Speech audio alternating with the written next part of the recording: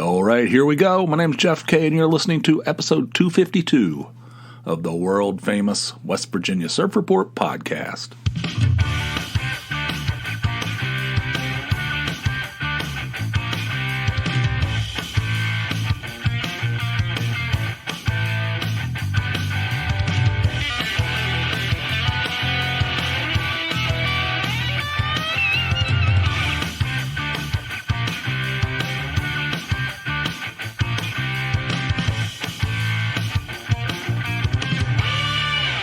Boy, my ass. Welcome back, my friends. We're broadcasting once again from deep underneath a nondescript home in suburban Pennsylvania. Thank you guys for tuning in. Thanks for everything. Thanks for listening. And all that jazz. I just went to the grocery store. Just bought some coffee. Or as they say, or some people up here say, coffee. Would you like a cup of coffee? Like, what the... Anyway, I bought a big sack of that 8 o'clock bean coffee, as they used to call it. And, it's not, it certainly isn't cheap. It's very expensive. Well, not really, but to me, a cheap son of a bitch who doesn't really know how the cost of things. A person that doesn't know what he's talking about views it as expensive. All right. So anyway, I bought some of that. I bought a whole flat of cookies from the bakery, and there was some guy in there I saw while I was walking around. There was some high douche, I'd say late 20s, possibly early 30s, somewhere in that neighborhood, wearing a full bathrobe. He was wearing a bathrobe, and you could see pajama bottoms underneath and slippers in the grocery store. And he was walking around with this look on his face like, look how wacky I am. Look how strange. And I marched to my own drummer, you know. I was trying to snap a picture of him. And do you know how frustrating that is when you try to, you want to capture a photograph so that the mockery can continue into the future, you know. But anyway... What a bunch of assholes. God, why are there so many? Why is the world populated with weirdos and, I don't know. I don't even know the word. People that want attention. Anyway, saw that guy walking around in there. If I'd have seen him over in the produce section, I might have hurled an avocado at him. I don't know. Anyway, so I bought that. I came back and, record this podcast, and I'm going to get up on the treadmill. The treadmill was delivered on Saturday before I went to work. They said they'd be here between noon and 4. They got here around, 10:30 in the morning. Who the hell knows? What is going on? I don't know. I don't know what's happening. Between noon and 4 is when they'll deliver the treadmill. Here they are backing into our driveway at 10:30 a.m. That's fine. Those guys were cool. There was 2 of them, and they come rolling in. They had that thing was on a dolly. It was in a box. Thing's huge and extremely heavy. Right? They rolled that thing in, and they were here for 15 minutes, and they had it set up. See, now, for one thing, I asked the guy, I said, how much does that thing weigh? He goes, about 325. I was like, holy crap. And then they brought it down here, like 325 pounds. I mean, I guess even if you had a dolly like that guy did, I don't know. I don't know if I could control the thing. Probably go right through the drywall, right through from one room to another, like the Kool-Aid Man, And but anyway, he got this thing down here in the family room, which okay. So you have to take it from the driveway down the sidewalk, down 4 steps into our house, make a left turn into the downstairs to the family room, and then there's a step up. So it's not easy. They had that shit set up in 15 minutes. It's like totally set up, ready to go. They're like, all right, we're done. I said, how in the hell? I said, seriously, how in the hell did you do that so fast? He goes, well, when you build them every day for 18 years, you get pretty good at it. I said, 18 years? Good Lord. He goes, I said, is this a good one? What do you think about this? With this one we bought? What's your opinion? Since this is what you do, he goes, it's a good one. It's really good. He goes, the only brand that I would hesitate and I would steer clear of is Nordic Track. Those things are a piece of garbage. I said, okay. I don't know. Nordic Track, isn't that a pretty well-known brand? He goes, well, they used to be good years ago, and I don't know what happened, but it's just, everything. He says, I deliver probably 10 a week, and about 7 of them go back for unsatisfied. People unsatisfied with them. He goes, I would never. If anybody asked my opinion, I would say steer clear of Nordic Track. That's what the guy said. I don't know. The one we bought's Horizon. He said Horizon and Soul are the best. I don't know, man. I don't know. I don't know nothing about it, But it's solid. Man, that thing's heavy and solid. And I'm gonna get a top it here in a few minutes. After we get finished here, we'll get in there. I'm off today. It's Monday, and we'll get in there, and I'm gonna get up on it. And I'm gonna listen to some podcast, and I'm gonna walk. I'm gonna start out. I'm not gonna start out the full 4 miles. I might do 2 miles today or something like that. Kind of escalate up because I'm fat and old, and I don't need to be pushing myself. It's stair steps.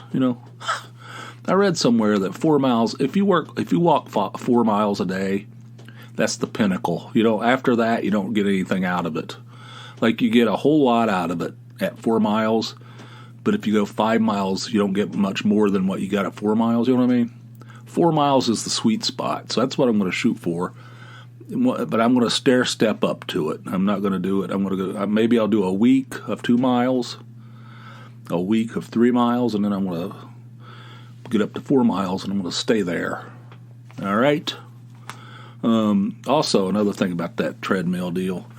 I asked Tony, I said, we need to tip these guys, right? And she goes, why? We're paying like an enormous amount of money for this white glove shit. I said, yeah, but do the drivers get any of that? These are just guys that are delivering the stuff. I don't know. She goes, I'm not tipping them. Hell with that, She goes, do you know how much we're paying? I said, yeah, but I don't feel right. I said, I feel like we need to tip them. She goes, if you want to tip them, go ahead. Count me out. I'm like, okay. And so I went over to the old Sheets, money for nothing, ATM. Got a couple. I got a couple of tens. I gave them $10 each, and they gobbled that shit up. They were in here 15 minutes. They didn't hesitate. Sometimes you offer to tip somebody like that, and they're like, "We're not allowed to." These guys are like, "Yeah, thanks." Shit, what right in their pocket. That'll buy them lunch, whatever. Man, it's a gesture, right? And I was like, should I give them 20 each? I'm glad I didn't because they weren't in here very long. So they probably get less tips because they're so good at what they do. Ironically, But anyway, so that's set up. It's huge. It's much bigger than I thought. Once it's in the room, it's like, man, that thing's big. That thing's it looks like one that would be in a gym. It's really nice. Speaking of ATMs, all right, so this one over here, you always hear about people getting their cards sucked into an ATM and the thing doesn't come back out, Aren't most of them? I heard somebody talking about that the other day. It's like it took my card and then it didn't come back out. But aren't most ATMs, you don't put it all the way in. You stick it in, and then it reads it or whatever it does, and then it tells you when to pull it out. Like this one over here at Sheets. This thing, okay, it's very bossy. It's a very bossy ATM, and it says, do not remove card until we tell you to. It's like really bossy. I'm like, I don't like the tone. I don't like the tone you're taking with me, And so I put the thing in there. And leave it in, and I it's usually $10. The only time I ever take cash out of there is $10 because it's for the lottery. I want to buy 2 $5 scratch-offs for cash from a human, right? That's the only time I ever have cash. Everything else is paid for with a card, with my bank card. I don't ever have actual cash. So the only time I ever had it, I get $10 out of there. Head over to the Sunoco and buy 2 $5 scratch-offs. By the way, I won $20 this week. Woo-hoo! Hell yeah. Anyway, so that's the only time. So you put it in there, thing says, do not remove it. I mean, don't even think about it, you fool, right?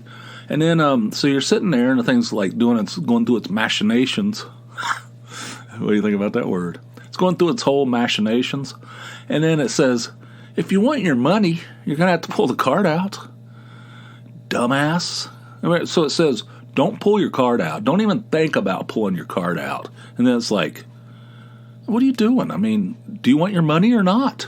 The whole thing, the way it's all, whoever programmed that thing is, I don't know, having a bad day or something. It seems like it's lecturing you. It's very, very judgy and lectury. I don't like it. It bugs me. So anyway, and then you hear people, I don't know, the ATM sucked my card up. What kind of ATM takes the entire card into the machine in 2022? You know, I don't think that happens much anymore. I don't use ATMs much, except for my lottery habit. You know, whatever. It's not a habit. It's science. I'm doing a scientific experiment. How dare you? The other day, or like on February 1st, I wrote that article for No New Jeffs. I mentioned it. It's about people that you probably would never remember in a million years, if not for some ridiculous little story that you have attached to the person. You know what I mean? So these are people, like I've lived a long time. I've lived in various cities and different states and all this stuff. And I've met people, worked with people, all through that, right? And there's a whole bunch of people that I guarantee I don't remember at all. Like there's a few people obviously that I do, and there's friends that I made and everything. I'm talking about just like casual acquaintances that I would never remember in a million years, except for these small little ridiculous stories. All right, I thought of a couple more. Both of these, ironically, coincidentally. I think people misuse those words. Coincidentally, it's not even that big of a coincidence. God, I'm overthinking this thing. It was in Atlanta. All right, so when I was in Atlanta, I worked for WIA Atlanta, and I was in the inventory department. There were 3 of us. It was the manager, the assistant manager, and the clerk. I was the assistant manager for most of that time, right? And we were sitting, we shared an office, like a big room, and it had 3 desks in it. And so this one time, this woman, these are people that just popped in there and said something that makes me remember them, and I probably would not remember them without this. All right, so one time, there's this crazy old lady. I mean, I don't want to be disparaging, but she was like a secretary of the operations manager. She was an old Southern lady, right? A little kooky, just a tad kooky, right? And so one time, she popped her head in there, and she's like waving a banana, like waving a banana around, and she goes, "Would anybody like a nanner?" That's what she said. Would anybody like a nanner? Nanner. And her voice was like, Annie, that kind of stuff. Would anybody like a nanner? So, needless to say, there was some discussion of that for the next few days and into the coming years. But anyway, and then there was this other woman. She worked in this department where Tony worked. And she was a large lady, large lass, and she come busting in there one day in the same office, and she goes, "Excuse me, are there any Cheech and Chong aficionados in here?" I don't know why do I remember shit like that? Cheech and Chong aficionados. I mean, I don't know. Cheech and Chong, not exactly highbrow stuff, right? Aficionados, not really a word you would use in conjunction with Cheech and Chong. You know what I mean? So anyway, excuse me. Are there any Cheech and Chong aficionados in here? So this is the kind of stuff I'm talking about. So that's 2 more that I can add to the list. There's a whole bunch of them I added in that No New Jeffs column. Check it out. nonewjeffs.substack.com if you're interested. I emailed the Frito-Lay Corporation the other day. I sent them a letter, a strongly worded letter, about my experience with that bag of chips that had nothing in it. I think I mentioned that here. Did I? I bought a bag of chips. I ordered some kind of Primo Hoagies. Those things are like so expensive, and it's like why do I keep ordering? Why do I keep buying these things? You know, they're not that good. They're good, but are they that good? No. So every once in a while, somebody comes around and says, "Hey, I'm ordering Primos. You want anything?" I'm like, "Yeah, I think yeah, sure." All right, so what do you want? I'll just have like a regular sized ham hoagie with lettuce, tomato, onions, some cheese, all that. Okay, how much do I owe you? $27. No, that might be an exaggeration, but it's like really expensive. I'm like, what the? It's not that good. But anyway, so I ordered a Primo that night, and I thought, I want a bag of chips to go with that. So I went to the vending machine at work. I put my card in, and I hit the button for the Lay's Classics, and the thing fell. When it was falling, you could see it was so light. It was like drifting back and forth like a leaf falling off a tree. You could see it like falling. It had no weight to it. It was just kind of like floating down. I'm like, what the hell? I could see, just by seeing the way it fell, I knew there wasn't anything in it. I took the thing out of there. It's like nothing in it. It's factory sealed. It's puffed up with air, has nothing in it except for maybe like a couple little crumbs in the bottom. Like if you shake it, it rattles a little bit. There's like nothing in it. I mean, it's 99% empty, right? And I was like, look at this crap. I was like in the break room. There's like a bunch of people sitting in there. I said, look at this crap. Like they don't even know who I am. I mean, there's lots of people that work there. I was like, look at this garbage. Everybody's like looking at me like, who's this? What's this guy bellowing about?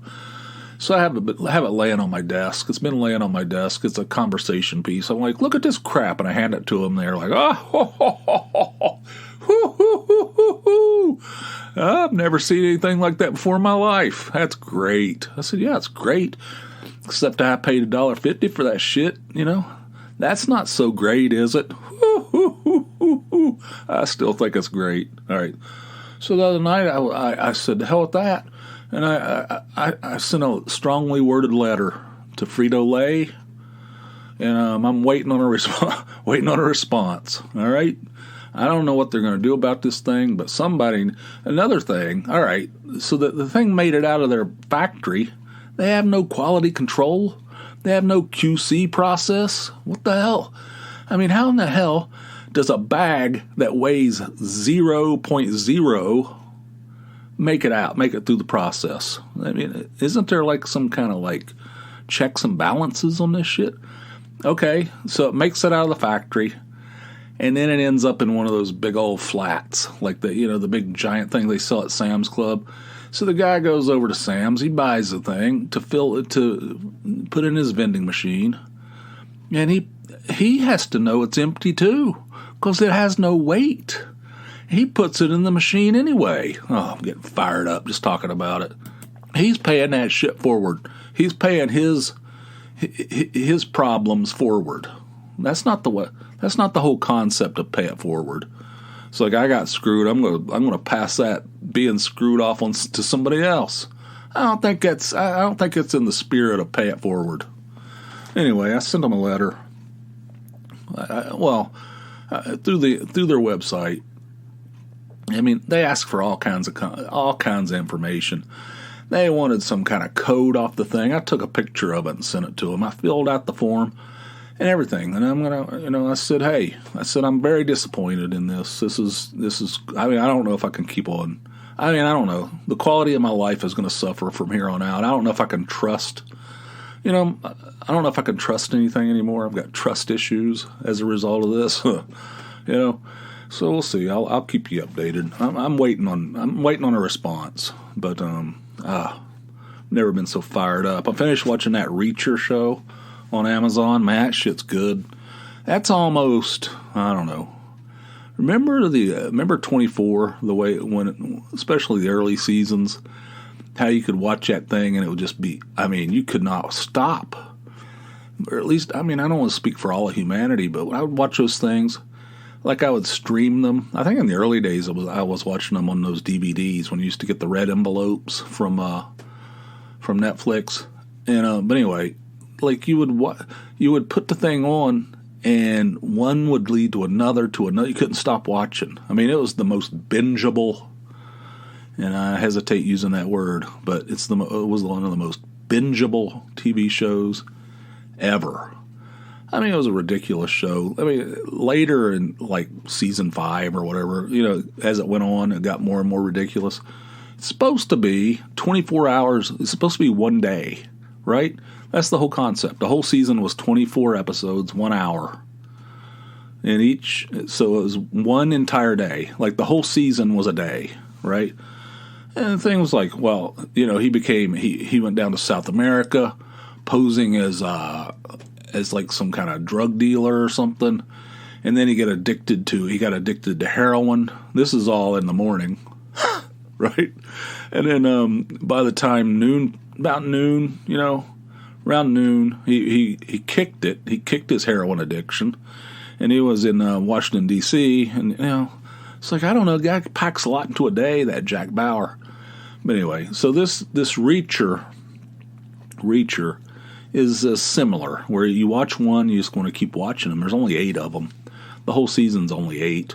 I enjoyed the shit out of it. The guy was like he was beating people's ass left and right, you know. But he was always kicking the right ass, and it was very satisfying. It's not all just fighting and gunfire, but there's a lot of it. There's a lot of that. I remember, I think I mentioned this before, back on Late Night with David Letterman, back when he was on NBC, when it was great. Long time ago, he had Arnold Schwarzenegger on there, and he was promoting some new movie. And they were going to show a clip, and Letterman said, "So do you need to set this thing up, or is it just all gunfire?" That's what this is. I don't know. It had a story. You know, it's good. It was good. It was really. I enjoyed the shit out of it. It's not nothing highbrow, but it was highly entertaining. Enjoyed the shit out of watching it. I know Ian in Scotland watched it too. He can call in and give us his quickie review if he wants. But I liked it. I had a good time. It was good, so I recommend it. I finished it last night. And, yeah, if you're interested in something like that, it's over on Amazon Prime. It's brand new. Reacher is the name. Very good. All right, I have a call that came in. Well, actually, I have 2 from the same person, Patrick in Memphis. He called me with a couple messages related to each other, and the first one is right here. Hey, Jeff, this is Patrick from Memphis. Man, I'm a mechanic, and I heard you talking about your Chevy. But, man, I work on European cars, so I don't know much about Chevys and overheating and all that stuff. But there's a number of things that can make that happen. But you said you got in and out for, like, what, $216 or something like that? Man, that's your lucky day. If you got out for $260 for an overheating concern, then you need to go buy a scratch off or something, because that's your lucky day. So your buddy that took the car to the dealership and they offered to buy the car, I can totally believe that. I've been doing this almost 30 years now. I've been at an independent garage now for the last 14, but I worked at 3 different European car dealerships. I'm going to leave the names out because a couple of them are still in business.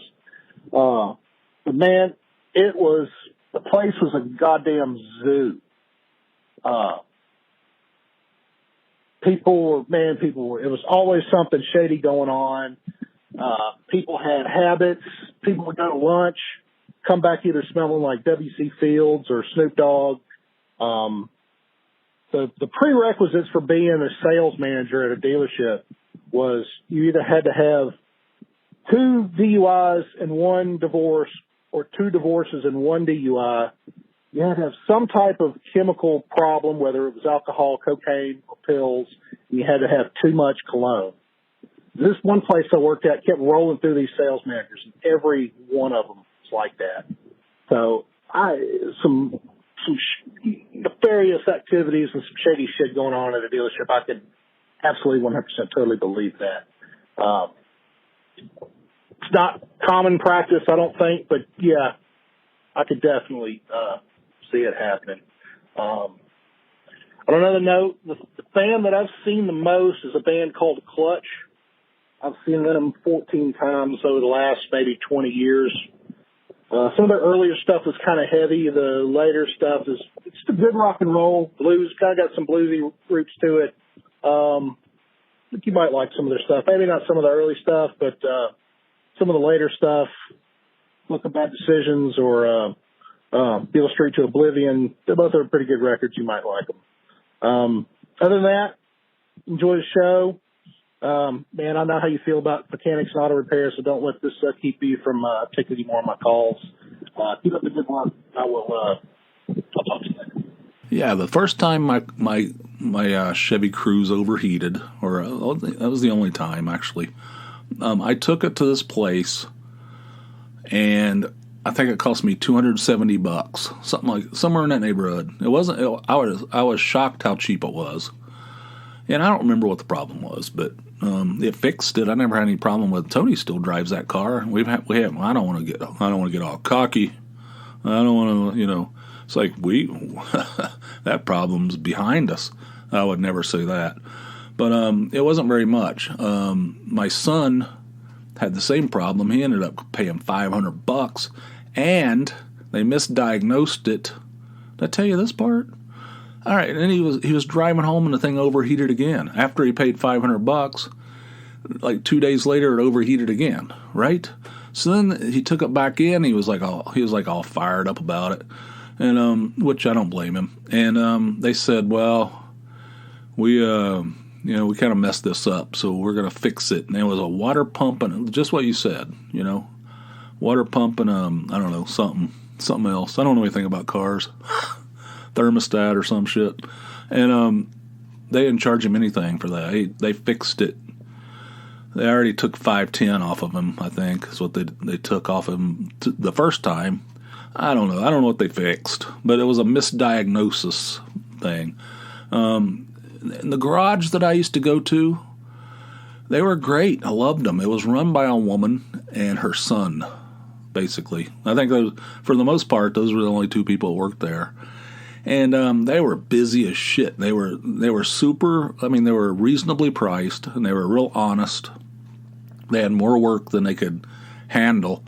And both of them quit. They just up and quit. They were like, we can't take it anymore. They were trying to hire more people. They added on to this building. It was like this huge building. They couldn't get anybody to work there. There was nobody. They had ads running. They couldn't get anybody to even respond to the ads. Those people burned out and quit. So the place is closed. So I don't even have a garage at this point. My son took his to the dealership. And yeah, they tried to buy the thing. Instead of having it worked on, you don't want to sell it to us? We'll buy it off of you.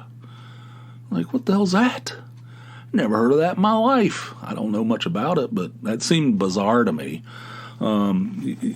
Patrick, you don't think that's unusual? You said it's not usual, but it doesn't surprise you. Yeah, I don't know. Seems weird to me. And I laughed at your description of the sales managers. That's pretty funny. They either have 1 DUI, 2 divorces, or 2 divorces and one DUI. And they had some sort of chemical problem and too much cologne.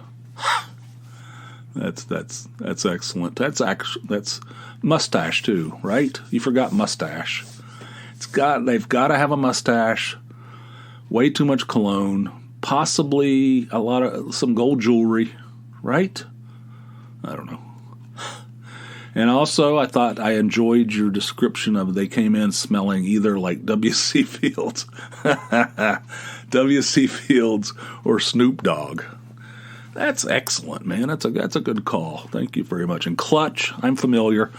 Back when I was in that office, the same anybody want a nanner office, the guy who was the clerk in that office, this guy named Scott, he was a metalhead. He loved the metal. He could get nothing more. There was nothing that he loved more, except for maybe like sax, which was another one of his high on his list, the things he talked about.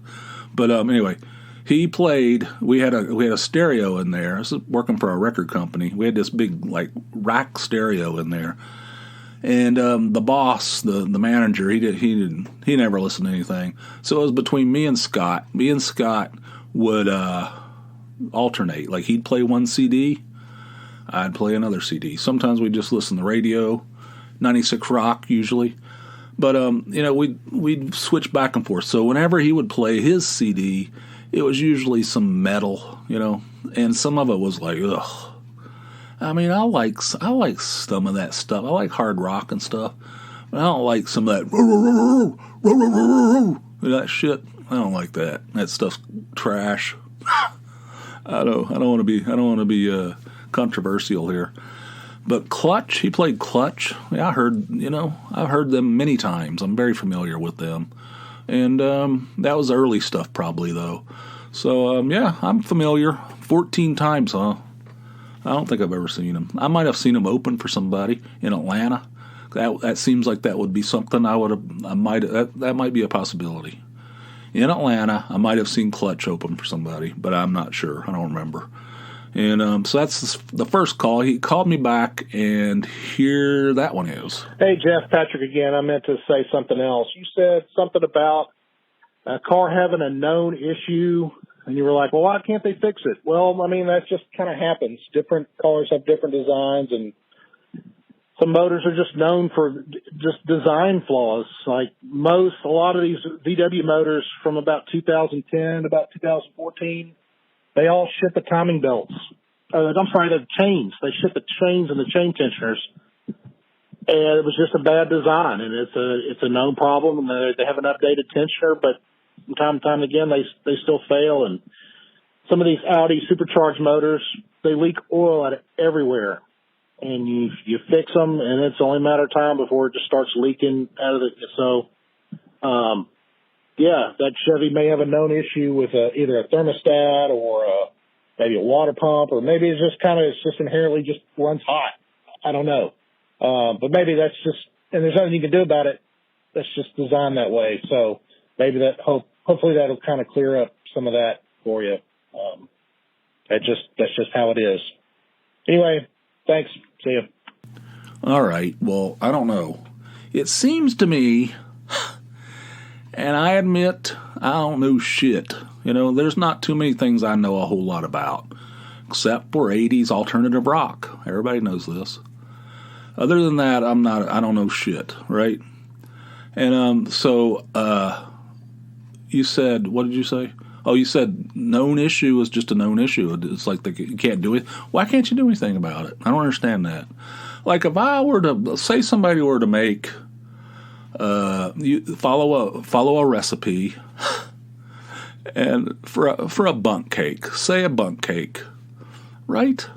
And it turns out to be exceedingly salty. You eat the thing, and you're like, ugh, this thing's like frickin' Salt Lick, What the hell happened? Some kind of problem. I followed the recipe to the letter. Well, that shit tastes like salt, So next time, you back off on the salt, right? Like the next model, don't you go in there and like make some adjustments? I don't know. Again, I could be way off. Maybe it's just like baked in. There's nothing you can do about it. I don't know. It's like this is the way but it feels like they could fix it. And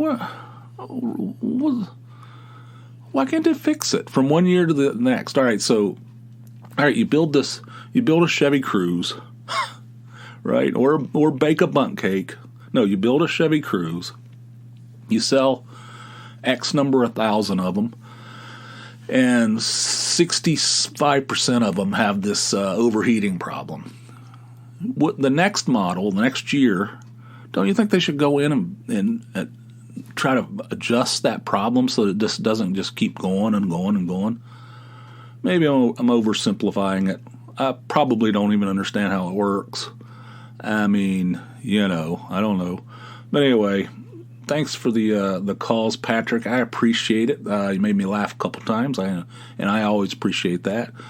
I am familiar with Clutch, and I wouldn't say I'm an expert, but you've probably seen Clutch more than I've seen the Eels, and I've seen the Eels a bunch. So anyway, thanks for calling. If you want to call, like Patrick, you can do that anytime. The number, 570-290-8151.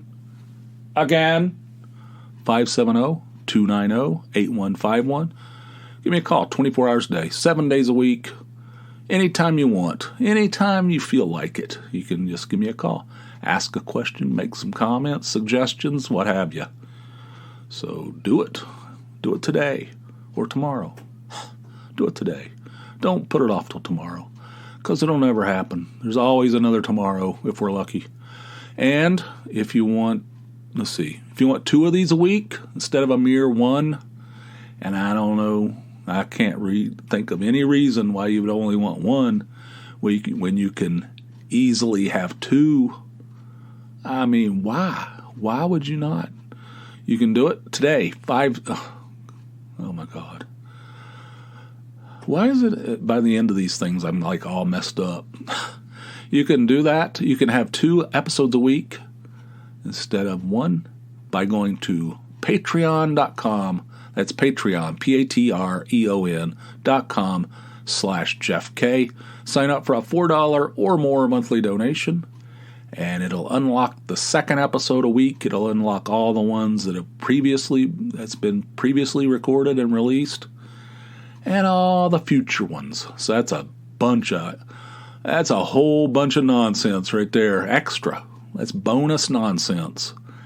Like a whole backlog of it, and a whole bunch more coming in the pipeline. So do it today.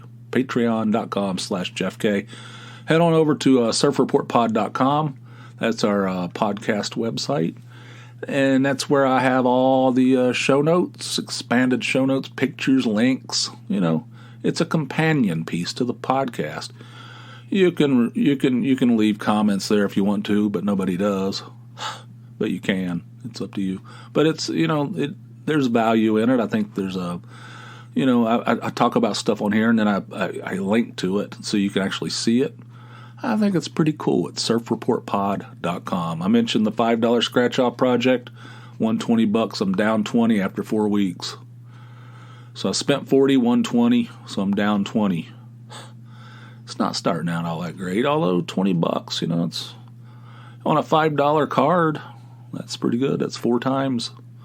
It's a 400%, right? 300%, whatever. You know what I'm saying? All right. Anyway, we're at the end of this thing. Thank you guys for everything. I appreciate it. I will see you soon over on the Patreon side. And until then, you guys have yourselves a fine, fine day. I'll see you. Bye.